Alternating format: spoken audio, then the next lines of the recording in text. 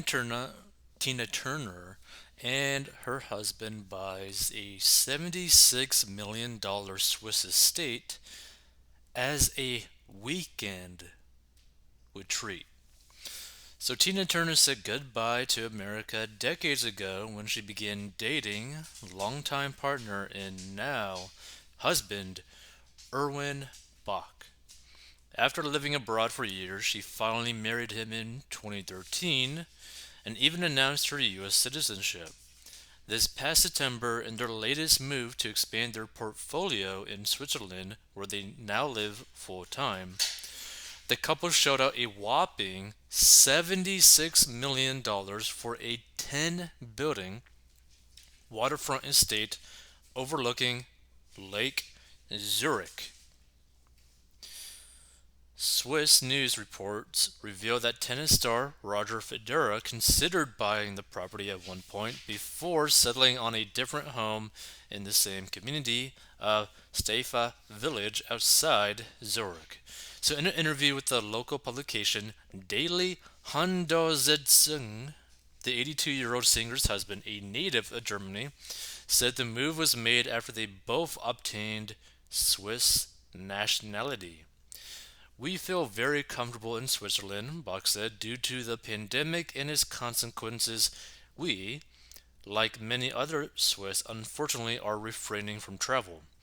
They will utilize the compound, which spans more than 240,000 square feet, as a new weekend retreat in the immediate vicinity, Bach added. I mean, I think it's pretty cool, right? I kind of like the look of these types of houses. Now, $76 million for it? Eh. So features of this state include a private pond, stream, swimming pool, and boat deck. So for years the two rented a home known as Chateau Algonquin in the town of Kuesnut outside of Zurich until they obtained their citizenship in the country. Swiss law notes that non-residents are unable to buy land in the country, with strict restrictions on foreigners wanting to buy property. So, in a resurfaced clip from an interview Turner did with the late Larry King in 1997, she revealed one of the main reasons she left the United States was due to her stardom. I have left America because my success was in another country and my boyfriend was in another country, Turner said, pointing to the popularity of Private Dancer in the UK as a driving factor. Basically, Europe has been very supportive of my music. Like, have you ever heard of the phrase or the saying, "Follow the money"? This is basically a nice example of that. Follow the money. Go where the money flows. You know. So, although she has lived all over Europe, she settled in Switzerland, telling King in the same interview her longtime partner was a major factor in the decision. My boyfriend moved there to run the company, and I always wanted to go to Switzerland, and I was very happy. Turner, who was born Anna Mae Bullock in Brownsville, Tennessee, explained. Their newly purchased estate also came a month before Turner agreed to sell her extensive music catalog to German music company BMG for $50 million, she revealed in a statement at the time. The protection of my life's work, my musical inheritance, is something personal, Turner said. I am confident that with BMG and Warner Music, my work is in professional and reliable hands. Turner retired more than 13 years ago, telling the New York Times in a 2019 interview that she no longer performs. I don't sing, I don't dance, I don't dress up, the octogenarian said. With her signature flashy sequins, capacious hair, and strong vocals, Turner became an unlikely rock icon at age 44 following the release of her fifth studio album, Private Dancer. Her 1984 solo breakthrough, featuring hits such as What's Love Got to Do with It, Better Be Good to Me, and the title track, the album was a stark contrast from her work in the 60s and 70s as one half of Ike and Tina Turner, her R&B duo with her ex-husband and music partner. Throughout her solo career, Turner earned many awards and accolades, including 8 Grammys, and was inducted into the Rock and Roll Hall of Fame in October, her second induction after being initially inducted as part of the Ike and Tina Turner. In 2018, Turner lost her oldest son, with ex Raymond Hill, to suicide. Craig Turner died from self-inflicted gunshot wound, and he was only 59. So, speaking to BBC News, Turner talked about her son's tragedy, revealing that he seemed fulfilled in both his professional and personal life after finding a new girlfriend. I still don't know what took him to the edge, Turner said, because at that stage, he had said to me that he had never met a woman that he felt that way about. He was bringing her to meet me for his birthday in August. He had decorated his apartment that I bought him years ago. He had gotten a new job with a prominent real estate company in California, which he was very happy with. I have no idea what pulled him down except something that followed him with loneliness. I think it was something with being alone. The last few times we talked, the conversations were different, and I didn't know that until after the suicide. So that really sucks to hear that she had to deal with something like that because I mean, it's probably worse to deal with something like that when you really don't know why someone did that. Because it'd be one thing if like okay, someone overdosed on like drugs because they were addicted to it and they simply overdosed, right? Or they were even involved into like a horrible car accident or something like that.